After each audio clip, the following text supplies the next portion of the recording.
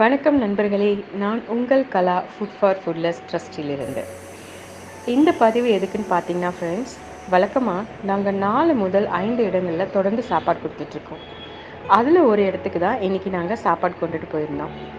இன்றைக்கி பார்த்தீங்கன்னா 60 foods today specially veg biryani with onion raita. இன்றைக்கி ஃபுட்டு கூட நம்ம ட்ரஸ்ட்டுக்கு ரெகுலராக ஸ்பான்சர் பண்ணிகிட்ருக்க தீபான்றவங்க, நான் குழந்தைங்களுக்கு கொஞ்சம் டாய்ஸ், கிளாத்ஸ் அண்ட் பேபி பெட்லாம் கொடுக்குறேன், இதையும் உங்களால் கொடுக்க முடியுமா அப்படின்னு கேட்டாங்க. ஒய் நாட், ஏன் கொடுக்க முடியாது அப்படின்னு சொல்லிட்டு நானும் நம்ம ட்ரஸ்ட்லேருந்து பிரியாவும் சாப்பாடு எடுத்துகிட்டு போயிருந்தோம். ஸ்பாட்டுக்கு போனோம்.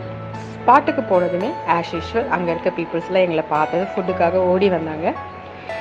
ஓடி வந்த கொஞ்ச நேரத்தில் எங்கள் வண்டியில் இருக்க அந்த டாய்ஸ், கிளாத்ஸ், பெட்டெல்லாம் பார்த்துட்டாங்க. பார்த்த அடுத்த செகண்ட் நாங்கள் கொடுக்குறோன்றத சொல்கிறத கூட அவங்களால கவனிக்க முடியாமல் எங்களை புஷ் பண்ணிவிட்டு எல்லாத்தையும் அவங்களே எடுத்துகிட்டு போயிட்டாங்க.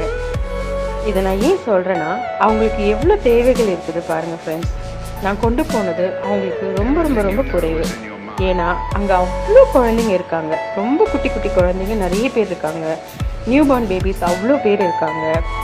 ஸோ நம்ம 4 பேர் முன் வந்தோன்னா அங்கே உள்ள அத்தனை பேருடைய தேவைகளையும் நம்மளால் பூர்த்தி செய்ய முடியும். ஸோ உங்களால் முடிந்த உதவியை இந்த இல்லாதவர்களுக்கு செய்யுங்க, கொடுங்க. நன்றி, வணக்கம்.